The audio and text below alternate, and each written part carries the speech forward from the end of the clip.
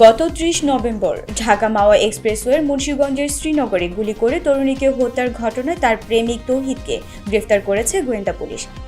রবিবার ১ ডিসেম্বর দিবাগত রাতে ভোলার ইলশা থেকে রিভলভার সহ তাকে গ্রেফতার করা হয়।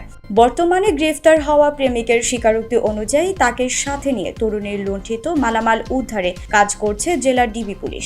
মামলাটির দায়িত্বপ্রাপ্ত ডিবি পুলিশের কর্মকর্তা এসআই আবুল কালাম আজাদ জানান, নিহত তরুণীর নাম শাহিদা ইসলাম রাফা ওরফে শাহিদা আক্তার।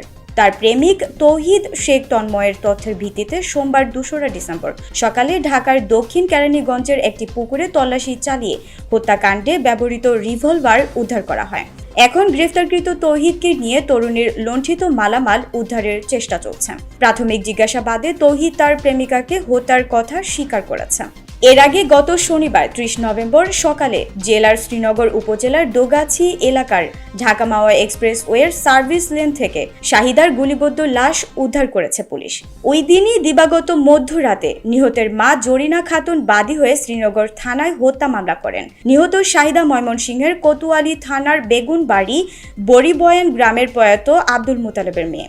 সে তার পরিবারের সদস্যদের সাথে রাজধানীর ওয়ারি এলাকায় থাকতেন।